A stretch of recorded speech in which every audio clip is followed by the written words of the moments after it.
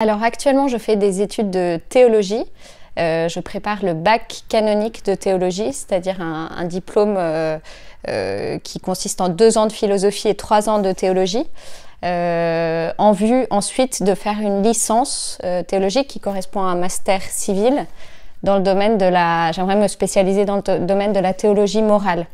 Voilà, parce que je crois qu'il y a un chemin de vie à la suite du Christ et que la théologie morale, c'est une façon de répondre à la question qu'est-ce que ça veut dire de vivre à la suite du Christ, qu'est-ce que c'est que cette vie chrétienne, cette vie dans l'esprit, et ça c'est voilà, des questions qui me passionnent, sur l'amour, sur la liberté, sur vraiment la vie à laquelle on est appelé, et c'est ce que j'ai envie de transmettre. Ça fait plusieurs années que j'avais envie de faire ces études.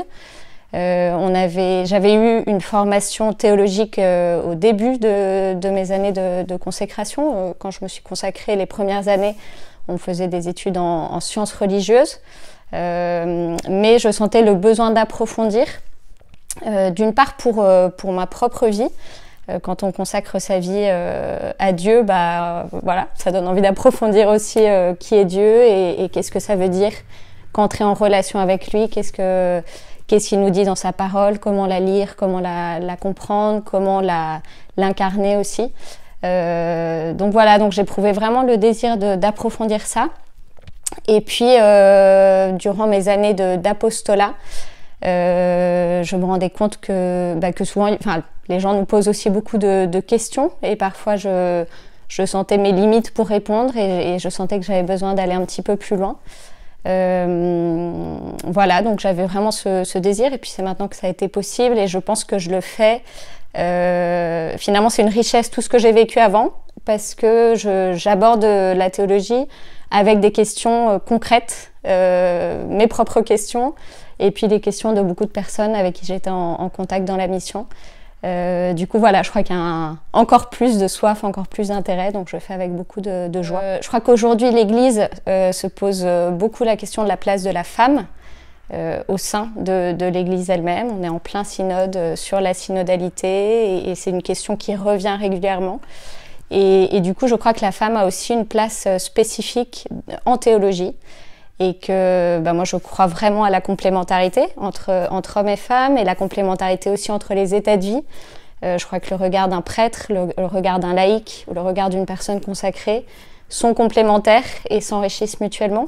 La théologie a été un domaine où il y a eu quand même beaucoup plus d'hommes et notamment de clercs.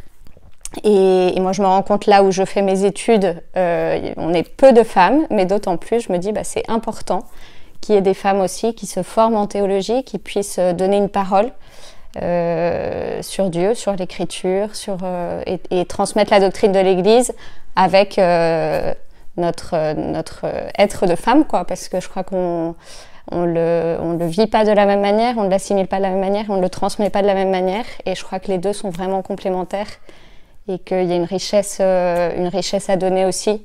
En tant que femme, je crois qu'on peut vraiment apporter quelque chose à la théologie. Alors je crois que quand une consacrée se forme et se nourrit, c'est un bien pour toute la famille, pour toutes les consacrées, pour la famille du Regnum Christi.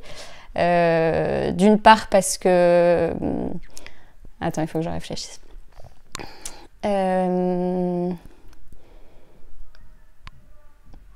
Ok.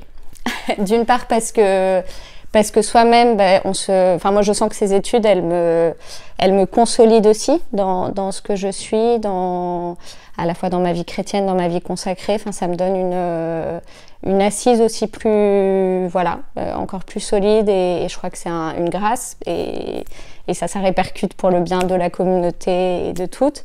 Et puis aussi parce que on est appelé on partage les biens de l'esprit, comme on dit, on partage ce qu'on reçoit.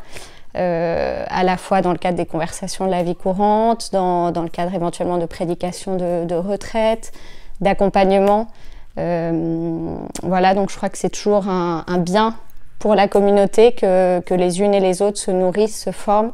Je trouve ça riche qu'on puisse se former à des endroits différents parce qu'on reçoit des perspectives différentes, des éclairages différents. Et tout ça, c'est une richesse pour l'ensemble en fait.